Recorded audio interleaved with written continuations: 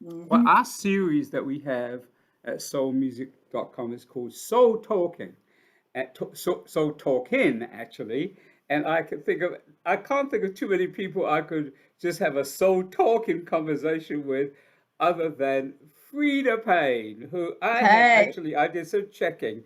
I said, well, okay, it looks like the very first time we did an interview. Now, it might not be the first time I met you, but the first time we did an interview in 1976 in whoa. February, and I was it was one of the very first times in my music journalist career, because I'd only been in America for about a year at that point, that I actually was in someone's home. I don't remember having been in very many artists' home, and in fact, it says in the article, I'm sitting in Frida Payne's living room in her Beverly Hills home. I'm like, wow. I mean, I looked at the article. I'm like, wow, that is amazing. So that's Well, how if it long was, you. Go ahead. You yeah, go.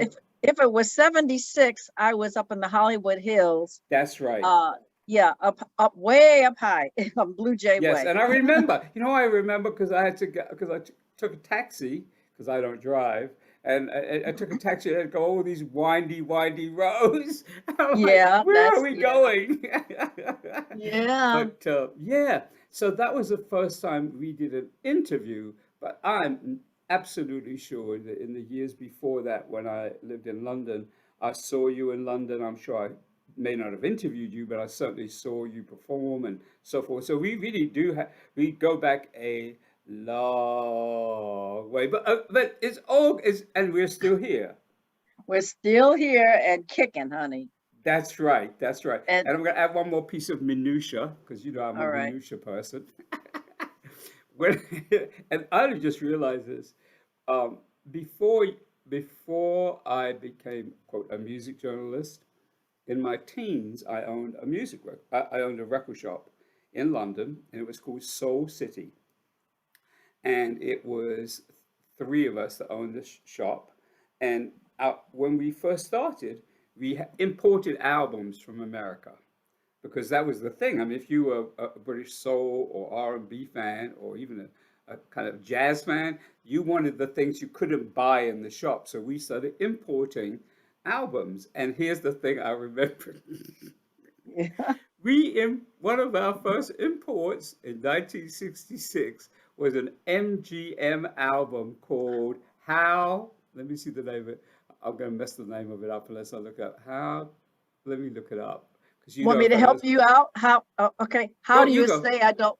How do you That's say it. I That's don't it. love That's you it. anymore? That's right. That's right. That's right. So I have been knowing about your music even before, that was a big even before, we could say the world discovered Band of Gold and Bring the Boys Home and so forth. So I feel kind of quite, in a select group of people in Britain anyway, who had that we had as an import, and so, we really do go back, don't we? Yeah, you can say that again. Yes. That's a So lifetime. that is, and I was looking at. I noticed that over your career, you've recorded, at least 15, if not more, albums. So Oh yeah, that's more than remarkable. 15. Yeah, I'm Yeah, more sure. than 15, yeah. So I could start in the conventional way, Frida, which is to talk about your latest release, but I'm not going to. Okay. Well, I my want to latest know the first what? thing I want to, because I know you have your memoirs out. Band of Right. Gold, and I want Yeah. to know what prompted you to write them, and yeah, because everybody doesn't, and some people don't because they don't want to reveal things. And I have to be honest, I haven't read it yet. But tell me, how did that come about before we talk about record current music and what you've been Well, up to? here it is. Oh wow, promo, yay! Yeah, yeah, yeah, yeah. Yes, Well, anyway, how it came about was I have been asked to write my memoirs for about the last 25 years at really, least. And wow, people would say, when are you going to write a book about your life? And I would say, oh, well, one of these days when I get around to it. And yes, so I started to take note, like about over a year ago, I started to take note of all my peers, other ladies in the industry who've written their books, their mm, memoirs. Mm-hmm. Aretha Franklin, Gladys Knight, Candy Mm-hmm. Staton, Mm-hmm. Yes. Betty LaVette. The Mm-hmm. list goes, Patti LaBelle, the list goes on Yeah. and on and Yes. on. Oh, Yes. Diane Martha Carroll, Reeves, Mary Martha. Oh, yeah, Wilson, Martha.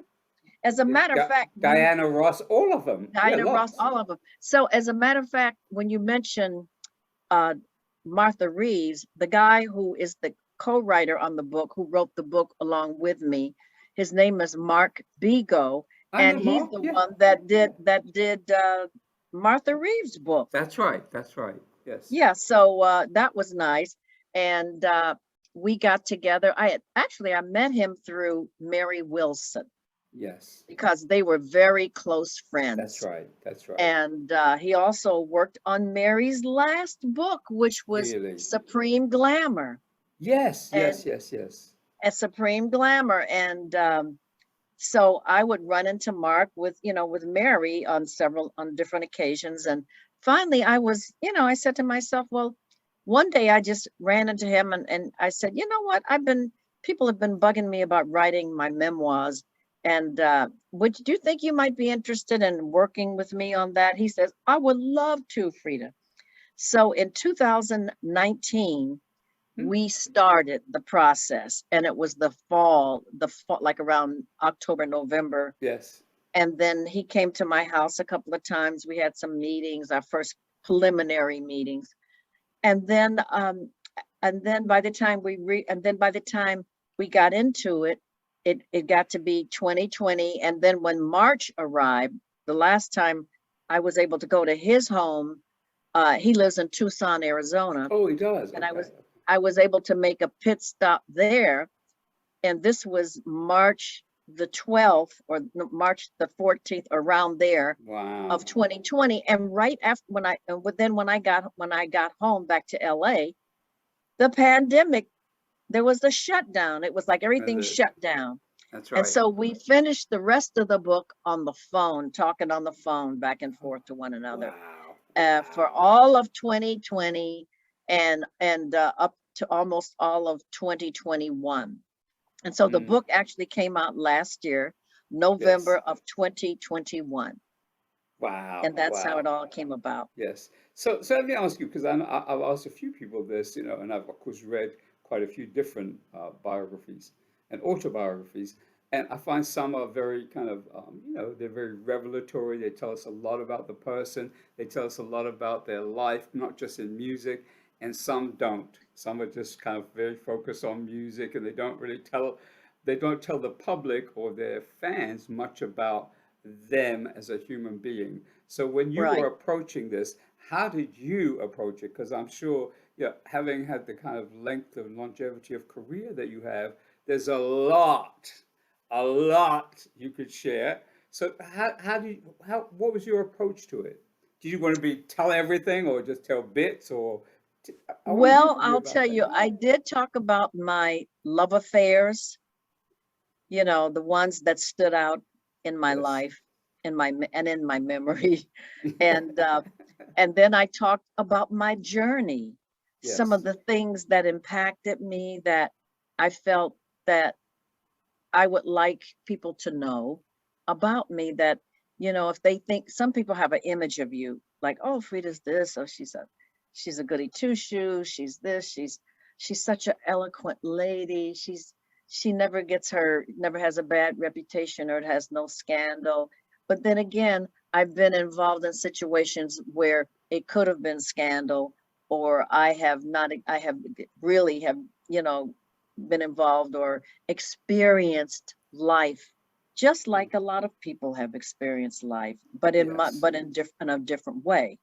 Yes. um, the thing is that when I left Detroit at the age of 18 to move Wow. to New York, um, that in itself, moving to New York, was a big leap, and it also educated me about the world. And I Yes. remember my mother saying to me, now, Frida, remember one thing: everybody's not going to treat you like your mother. And she said, it's a whole different world out there, so you got to got to have eyes in the back of your head, and just remember all the things I taught you. Well, when I went to New York, I think I kind of threw all that out the window. like most And 18-year-olds would. yeah, and if she said, "Don't do this, don't do that," guess what? I said, what's so bad? Let me see what's so bad about it. What's so bad about it? Why does she want me to do this and not do that? Let me see." And like kids do, young Yeah, we people all do do. now. Yeah, yeah, They say, "Well, I'm going to smoke pot anyway. I'm not going to be a drug addict." My mother yeah. used to say, "If you smoke the marijuana cigarette, you're going to become a drug addict, hardcore." That was like her, I guess, scaring me, Yeah, yeah, of to course. think, like, if I scare her into thinking that, Yes. she won't do it. Yeah. Well, everybody was doing it, so I did it. And I had a, Uh, I in my did you by the way, have you glanced through the book, or do you have it at no, all? I don't have it yet because yeah, I don't. Has it actually? Is it available online? Is it only available? I mean, It's on Amazon. okay, good, good, It's good. on You can get it like in 2 days on Amazon. I don't know Okay. how fast Amazon is over there, Oh, it's but same thing, same thing. I mean, yeah, literally, yeah. If I order it today, I probably have it by tomorrow, Saturday. Well, yeah, not because today, I soon. would love to get your Yes, opinion after you read it. yes. Well, I'm glad I haven't yet because then that gives me something to, look forward to. And also, I wanted, before I read it, I even wanted to get some sense of from you. And I know that also when you collaborate with someone, which you did with Mark, sometimes the person who's working with you will ask you questions that can be considered intrusive or uncomfortable. Did he do that? Were there any things that you said I don't want to talk about that? Well, I'll tell you what. We talked. No, Mark never Good. asked me questions or wanted me to talk about stuff that I didn't want to talk. If anything, I gave him the information of stuff that probably would have been very intimate, material Yes, yes, about my life. yes. I figured if I'm going to write a memoir about my life, now I didn't tell every little thing, Well, like I didn't go into all the nooks and crannies, I but I understand. just hit point. I just hit a point. I hit a point. Hmm. And I just told sometimes I describe the situation surrounding Hmm. um, that event. Like, um, I'll give you an example. Like, I had an Yes. abortion, and Oh, I had an yes. abortion when I was in Europe. And it Really? was during that time when to have an abortion was illegal in the Hmm. United States and there. Hmm. And I would rather have you read about it. I But gotcha. I'm the also doing this for the purposes of, circumstances, yeah, yeah. I want the people who are going to see this also to be so enticed that they'll say, yes, I definitely got to go buy the book. and Me also, too, but yes, yes. people say, well, why didn't you stay with Invictus Records? Because they had gotten you two big hits, two gold records, and you were on a roll. Why didn't you Yeah. stay with them? Why did you leave and sue them? Well, I tell the whole story about how that unfolded and why it happened and Mm, why I left and why I sued them. mm. And so that's what the book is about. Some of what we will Also, my find out. Yes, romances, yes. the let's say the nefarious affairs I've had, um, the ones that kind of like stuck out in my memory. Of course, I didn't Yes. tell about every single one, but Well, no. I'm glad because if any of us were telling about every single one, they'd probably be like, I first know. It's we'd like, have I'll people give you an go, example. you go. Jennifer, yeah, Jennifer Lewis. Of course, yes. Jennifer One of the Lewis, funniest everybody people knows. I've ever met. Yeah, yeah, yeah. We go now, you and I both go back with her as well, Yes, and she's had an amazing journey. I mean, yes. when she was, just out of New York, and then she was out here, and then she became like a favorite, just a kind of local, and then she did a little bit of Broadway here and there, but she Hmm. wasn't a big name at that time. Hmm. But everybody in the community, like especially in the gay community, knew Mm, her, and mm. I would go to her shows, and she was always hilarious, just like she is now. Yeah, yeah. But to see her journey, and then when she got booked on Blackish, I said, "That's it. It's all over, honey." And so now, remember, Jennifer used to say, would walk up to a woman who was well off, and she'd say, "Honey, well, you a rich bitch."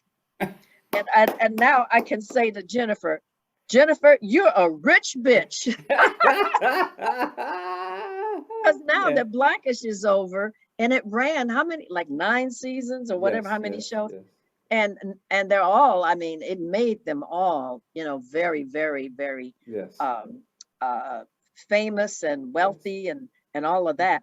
But now Jennifer has gone from that to another whole sitcom that's getting ready to come on the air, getting ready Mm, to air. So where she's playing a very prominent role as well. So mm, her career is just like moving, like they say, moving mhm. on up, That's moving right. on up That's to the right. good That's right. times. Yes, yes, yes. You know, I think that first I want to commend you and acknowledge you for writing your memoirs because I know also from talking to people that sometimes doing that you end up revisiting or re-experiencing some things that might be painful emotionally or upsetting to be able to go back down those roads and be willing to share them. I think it takes courage personally. It did take courage because I felt like I was telling a lot of stuff that some people would not want anybody or have public knowledge of knowing. Yes, Some people would like to say, "Well, I'm not going to tell this," yeah, and some people say, "Well, to hell with it. I'm going to live in my truth. yeah, I'm going yeah. to tell this because I'm going to write about it Mm, because this is what made me who I am." yeah, yeah, yeah, And yeah. Mm, it's my life. Who that's right. knows? That's right. Hey, That's right. somebody might want to approach me about doing my life and film. Who All knows? right, all right. Well, I know the one question that, and then we're going to move on to talking about some other aspects of your career and your music. But I have a question which I'm sure I've probably asked you a few times over years. I know everybody's probably asked you about 20 million times. When you did Band of Gold, since that's the name of the memoirs, but did the song ever have any relevance to you in your own life? At that time. When you say relevance, Band of Gold, at that time, you're talking about the 70s, right? Correct, correct. Uh, what you mean is that how did it affect my life, or was it Or a just did the lyric line of the song have any resonance for you? In other words, had you ever experienced anything remotely like that in your own life? no, That's not what I at meant. all. That's what I As a thought. matter of fact, hey, David, as a matter of fact, when I first heard the song, and you know who first played the track for me? It was Mm-mm. Ronald Dunbar. Yeah. Ronald Dunbar was the guy who worked with Eddie and Brian and Lamont, Yes. Yes. and and he was like one of their guys. Mm, And he would pick me up from my mother's home in Detroit because I mm, had to fly. I had to fly back to Detroit to record. So I stayed at my mother and mm, father's home, and he would pick me up, and then he would take me to an apartment, which was one of, I guess, Eddie Holland's apartments, yes. and there we would rehearse. So Yeah. he played the track, and I said, "Oh wow, that's a good track. That's a jamming track."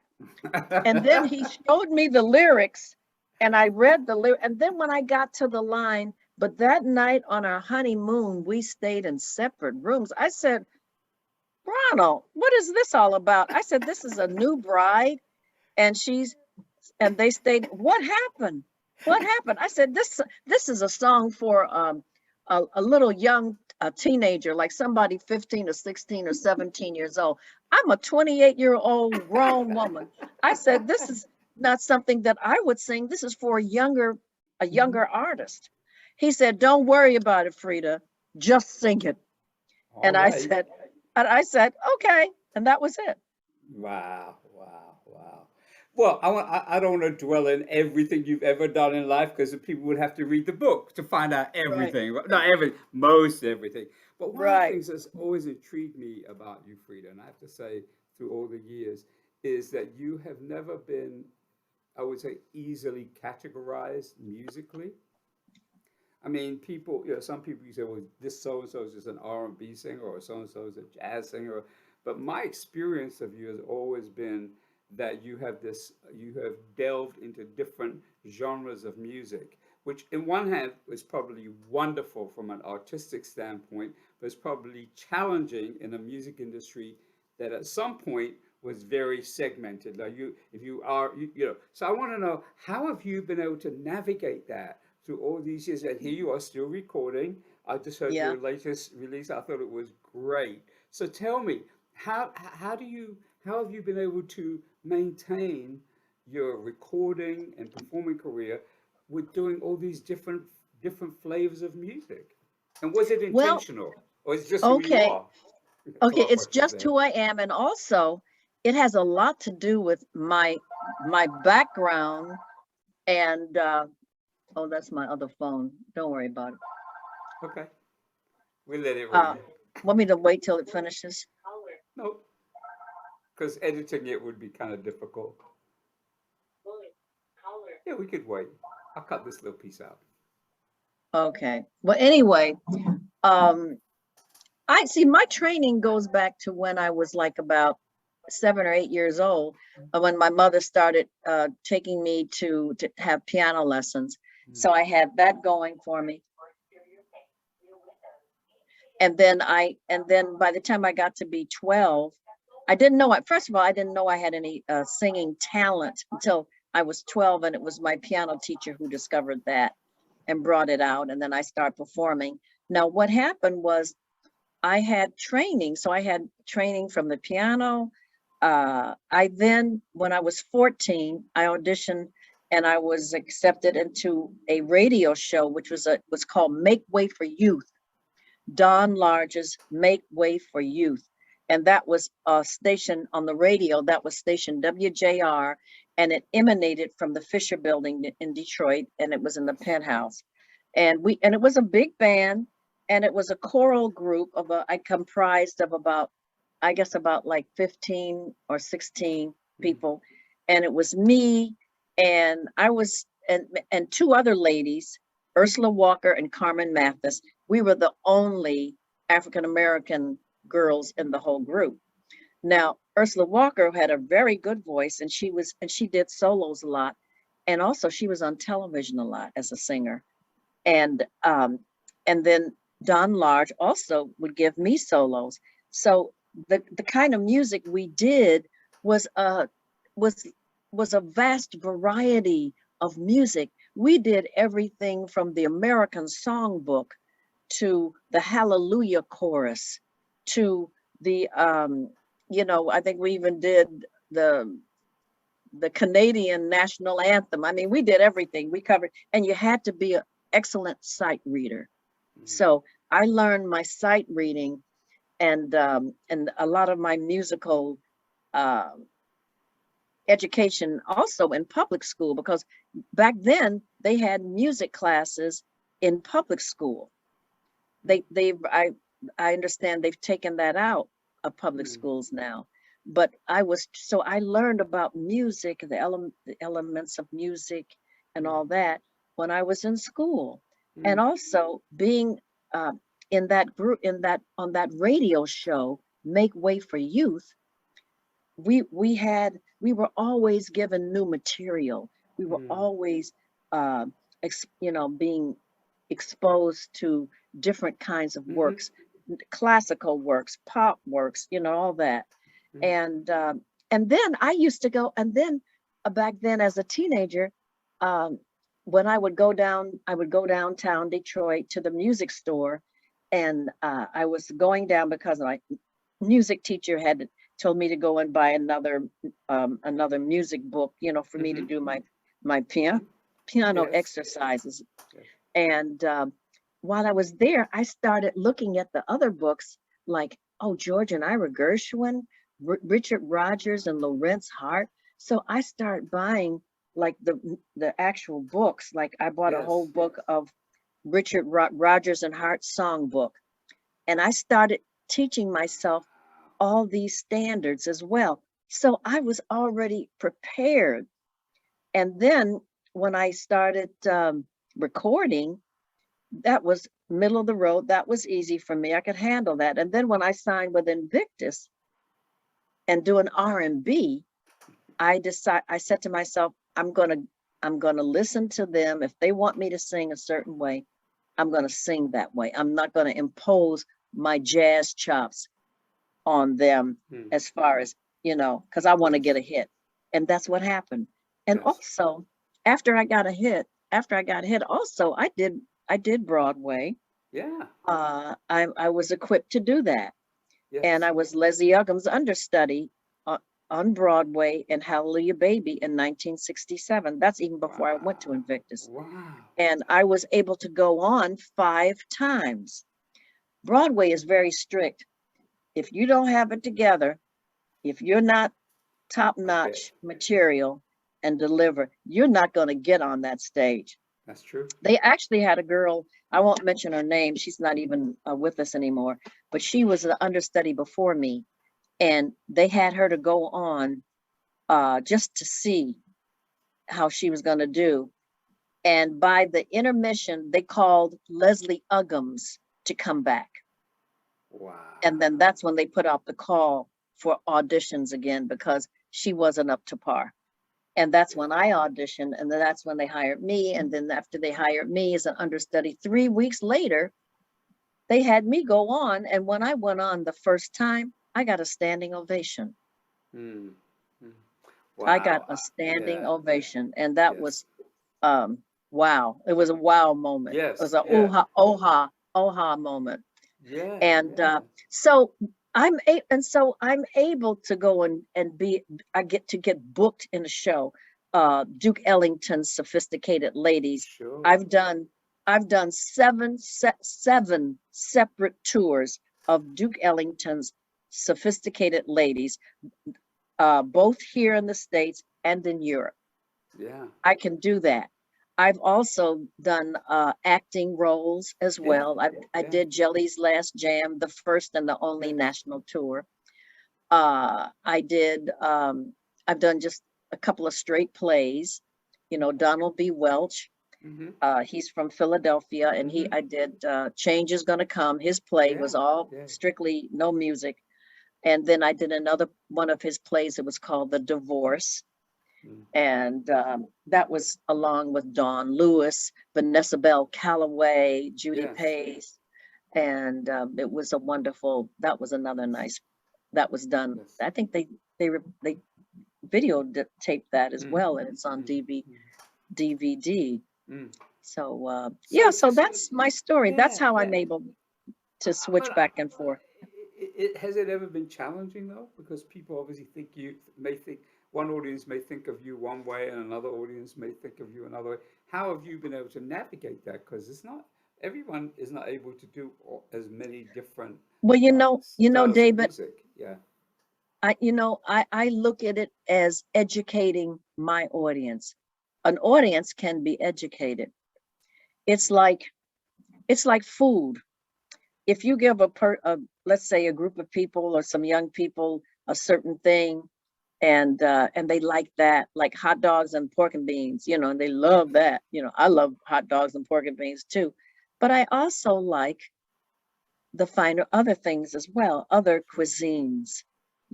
I also appreciate fine wines, Hmm. Hmm. good champagnes. I appreciate certain things. Like that old saying, how can you keep them down on the farm after they've seen Paris? Kind of. I know the phrase, but You know what I I mean? have never Yeah, been on a farm. But go on then. yeah, how I know can you what you keep mean. them down on the farm after they seen Paris, honey? Yes. And Yes. Yes. I guess that applies to me because after I saw Paris and the metaphor of it, that was it. Mm. When you know what the good stuff is, I mean, you can Yes. still, don't forget your background, don't forget where you came from. You still appreciate the simple things Mm. in life, but Mm. you also appreciate the better things Sure. in Sure. life because Well, you know that it's to know the difference, just to exactly. know the difference and to Yes. be able to appreciate each one Well, one thing just as you go occurred to back and forth in life. sure. Sure. Well, one thing just occurred to me as you were talking when you mentioned Paris is I realized that you were probably, I don't know if we'd have to look it up, but you must have been one of the very first female uh, recording artists or female artists at the time to begin recording in Europe, because I know you, of course, went to Sweden, to Stockholm, and Yes. recorded it, which is kind of so far ahead of. I can't think of any. What you? I don't know. Is that 1963 or four or something? I mean, way before it became almost like fashionable to go to Europe to perform or record, which is I've never thought until you just started speaking. You said the word Paris. I thought, well, actually, Frida, you've had an experience, you've had a relationship with European audiences that kind of predates most of your peers. Oh yeah. Well, yeah. Well, then I went to Europe in 1965, Okay. and I stayed in Sweden a long time, and as a result of that, I did an album in Right. Sweden, in Right. Stockholm. It was called Freda Payne in Stockholm. Hmm. And that was it wasn't my first album, by the way. My Right. first album I recorded in New York, and that was on the Impulse label. Yeah. And that was called After the Lights Go Down Low and Much More. And that was 1962. And that came out, Amazing. That's amazing, I Frida. think it was released, it was either 63 or 64. Yeah. And then I had my Swedish, um, the album I recorded in Stockholm, that was produced by Don Gardner, and Hmm. that was called Free to Paint in Stockholm. And then after that, my next album, the one you were having a hard time remembering the title, How Do You Which I Say I now Don't Love remember. You Anymore, was on MGM. Yes, yes. I mean, that is phenomenal. I mean, why it's phenomenal? I'll tell you why it's phenomenal to me. Because I think about recording artists from that time period. Unfortunately, many of them are not with us anymore. But the fact that you began then, and here we are, it's 2022. That's like that's 60 years plus of recording. I mean, that's really phenomenal. I mean, I'm acknowledging you for that because I find it, I'm just kind of taking it in, you know what I mean? That's like really amazing and covering all in that time period, covering so many different genres of music, which is a perfect Yeah. way to segue into your most recent recordings, right? Yeah. So I know you started. Was it? You never stopped apparently recording. I can see you never stopped. But Well, yeah, but let's talk about your most recent recording experiences. One of which I know was with Johnny Mathis, and also I know you have the single out that's out right now. So tell us about well, your here it recording is. recent. All right, I love it. You know what I love, Frida? You know Oh, how wait. to promote. You I do. know how to promote. Here it is. All right now. Yes. Let there be And this is the love. back, and that's the back. Yes, yes, yes, yes, yes. So, That was done. That was let me just done. say one more thing. Let me say one thing. Some of the people I know would never would say, "Well, actually, that's too much self promotion." But that's how you stay in the game. Well, honey, I got to tell you, I was taught by somebody that had been in the business for a long time. And he said, one thing about this business, you got to promote, advertise, advertise, advertise. That's right. That's right. That's right. So let's talk about that album, the one you just showed, "Let There Be Love." How did that come about? How was it Okay. for you Okay. recording? It came about because a guy by the name of Rodrigo Rios approached me, and he's a drummer from Brazil, and he was out here. He was being mentored by another drummer by the name of Greg Fields, Hmm. and he came to one of my shows, and that's when I was doing a lot of jazz. I was doing Mm. like an Ella kind of Yes. tribute show. Yes. And he said, Frida, I want to do an album with you. I didn't know you could sing jazz like that, and I didn't know you could scat like that. I said, well, Wow. yeah, that's what I do. And so he said, I'd like to have some meetings and talk about recording with you. And so we did. And he said, I want you to do some duets. And so he started reaching out to various people. He got Johnny Mathis to say yes. He got he got Dee Dee Bridgewater. Mhm. He got Kurt Elling, who I love, by the way, Kurt Elling. Yes, And yes, and then I said, well, what about Kenny Lattimore? He's fantastic. He says, oh yes. yeah, yeah. So we got Kenny Lattimore. So what happened was I noticed that he goes first class, this guy, and I'm thinking, well, Rodrigo, I don't have a record label. I said, this is something that a record label would have to like finance. I said, who's paying for all this? So it turned out that a guy by the name who was my love, he is the love of my life. And Mm, whether he knows it or not, he still is. His name is James Michael Getz. And mm. he said, Freda, I will take care of this. I got it. I got you. He says, I got Wow. you. And he became our executive producer. And also, he also was involved in the creative process as well. Yes, yes. And that's how it came about.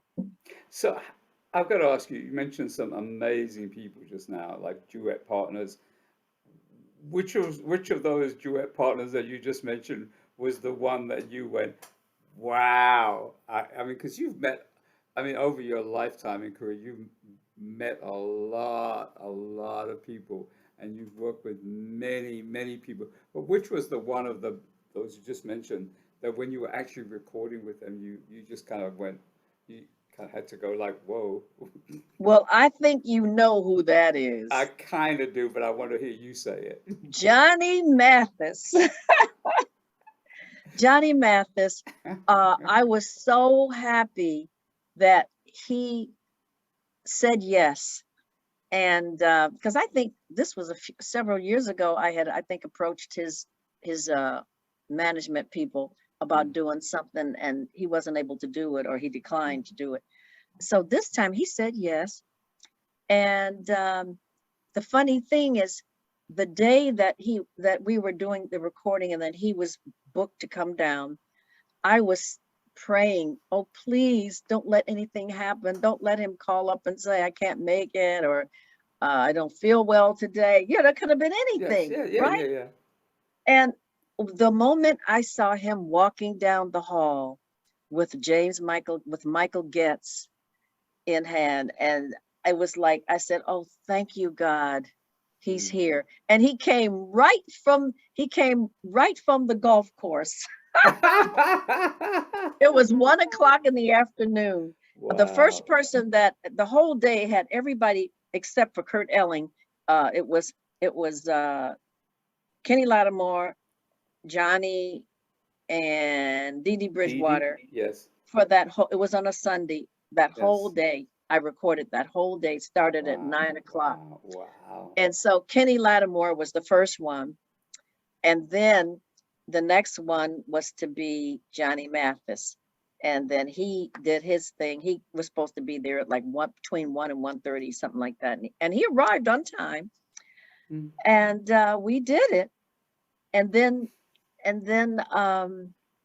Dee Dee Bridgewater was next, and we had a good time. It was a Yes. blessing. And being in Studio A at Capitol Records Wow, was another wow. dream, because Yes. by the way, I've been there other times. Of I course. Yeah, yeah, recorded yeah. I recorded at Capitol when I was signed to Capitol Yes, Records, I and know. Yeah, absolutely. yeah, Supernatural I was High. signed. I had a Yeah, 3-year contract. yes, that's a Stairs and Whispers. Yes, yes, yes, Yeah, yes, yeah, yes. Supernatural High, Red Yeah, Hot. yeah, yeah, yeah, So yeah. I was signed to Capitol in the late 70s. That's And right. then the next time I was in Studio A was in 2014, 13, 14, 2014, 13, right? Mm. When I was signed to a label called Mac Avenue. Oh, yeah, I've Mac heard of them. Avenue Yes, is a yes, yes, jazz label, by the way. yes, It's Mac yes, Avenue is like being on Blue Note or Concord. yes, yes, yes. And they're still around, Good, good. and they have many wonderful artists, Yeah. Christian McBride, Mm. so forth and so on, everybody. Mm.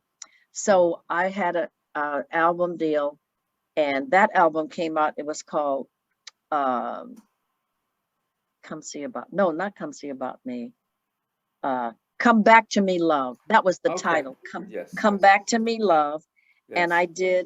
it was like big band. And then also we did some trio stuff, Mm, maybe a couple of the ballads, but it was big. mm, It was wonderful. It was really mm. wonderful. So, so 2014 was the last time I was there. And then in 2019, and it was like it was Yeah. June of 2019 when we recorded Wow. um, Let There Be Love, Yes. you know, I mean, Let There Be I Love. yeah, I have to ask you at this point in your illustrious journey, illustrious journey, uh, what is there anything else that well, I said anything else left to do, but what would be the thing that you have not yet done that you still want to do in your career? Wow, at this point in my life, there's some things I would have wanted to do, but now Father Time and Mother Nature has kind of curtailed some of Okay, those dreams. But you never know. You that's just true. never know. Uh, I had always wanted to do Dancing with the Stars from the very first time they came on the air, and Wow. I was always, every time I worked out or did something excessive, and I was always saying, I'm working on, I'm getting ready for Dancing with the Stars. And that never happened. But Right. that's a whole nother thing. Yeah, I And got you. also I would like to get back, be on Broadway Yes. starring. Yes. And I think that production might be Ella Fitzgerald. Wow. Wow. Because I have been doing, by the way, I have been doing the play of Ella Fitzgerald, First Lady of Song. And Yes. my experience being booked as Ella started back in 2004 when Mm. I got a call from Mm-hmm. Maurice Hines, um, Gregory Hines' brother. Yeah, They yeah. had, they came up together as it was like a father and son Son. Yeah. dance act. It was called Hines and Dad. Mm-hmm. Gregory and Maurice Hines. They were, and then of course Gregory, as when they became adults, Gregory Hines' career really took off. Mm. And then Maurice also continued to stay in the business, and he also was a big star as well, Mm. and starring in many different productions. But Maurice, first of all, I had gotten to know Maurice really well when we did a whole year tour of Jelly's Last Jam. Mm. And that was in 1995, Mm-hmm. Jelly's Last Jam. And I had a part in it. And and it was Savion Glover, Maurice Hines, Mm-hmm. and me. And we would have a dressing room like right next to one another. And I used to warm up my voice, and sometimes I'd be warming up doing a vocal ECs, or I'd be singing a song, and he'd say, and then one day I came out of my dressing room and Maurice said, Freda, has anybody ever told you that when you sing jazz, you sound a lot like Ella Fitzgerald? And I said, yeah, I have been referenced, according to sound like Ella before. Mm. And he says, I'm going to keep that in mind. So anyway, this was in 2004. I get a call from him, and he says, there's a regional theater in New Brunswick, New Jersey. It's called Mm. Crossroads. And they're getting ready to produce Ella Fitzgerald, a play about Ella. It's called Mm. Ella Fitzgerald, First Lady of Song. The book is being done by Lee Summers, and I am going to be the director and the choreographer. And you're my first call. All right. And so he said, I Yes. always felt that you could do Ella. And he said, Yes. and I know you can, because my brother and we worked with Ella once, a couple of times in Vegas. Mm. And he said, I got to know her. He said, I used to, like, in between shows, like 2 shows a night, he said, at the Flamingo Hotel. And I remember Mm. back then. And he said, I would come into her dressing room. She would invite me to hang out with her because she never went out Mm. between shows. And I just sit and talk and hang out with Ella Fitzgerald. So he said, are you interested? So I said, Yeah. Then I said, how much does it pay? I won't even tell you what it was. It was like peanuts. And at that time it was Yes, really low. And yes, because I realized this was a great opportunity, yes. it didn't matter. I would have paid them. Mm. That's how I felt. Yeah, I got So I did it. And you. then I started doing I started doing tributes to Ella, just the Mhm. one woman, just like in a Yes, nightclub or a yes, yes. performing arts center, just a whole thing where I'm doing a tribute to Ella Fitzgerald by Mhm. myself. Actually, I had started doing that before he Mhm. called me, but this it just continued. I get booked in a club or a theater, performing arts center, Mhm. and they would say the headline would be Freda Payne, a tribute to Ella Fitzgerald. Yes. So that continued, and then we did it. They called me. He called me again 10 years later to do it again in 2014. Mm. And this was in Alexandria, Virginia at Metro Mm. Stage, which is Mm. another regional theater. Mhm. I Mhm. did it once again. I got a rave review in the Washington Post. Mm. I got a rave review. I Mm. got all good reviews. And then the last time I did it with Maurice and Lee Summers was in 2018 in Wilmington, Delaware, at Wow. the Delaware Theater. And that was also successful. Yes. Yeah. So yeah. So I mean, Oh, and I'm getting ready to do it again. I have to, again, yes, yes, yes, yes, yes, I'm yes. doing it again this year. It's going to be in New York.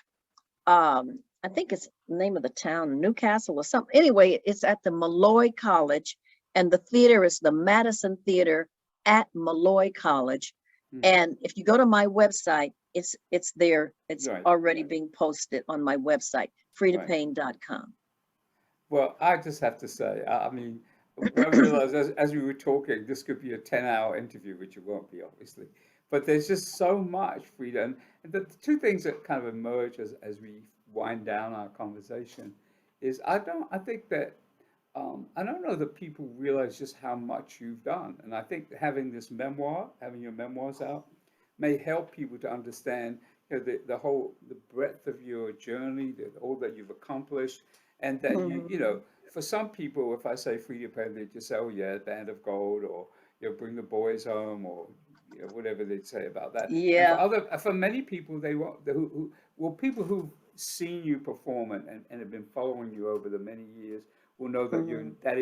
that is not that's a part of your history, and an important part of your history, but Mhm. nonetheless, it is a part of your history. So I think, by virtue of doing this, your book, your memoirs with Mark, it really gives people a better insight into who you are and what you've accomplished, which I think Right. will really open a lot of people's eyes. Like, wow, this is who Frida Payne, this is what she's done.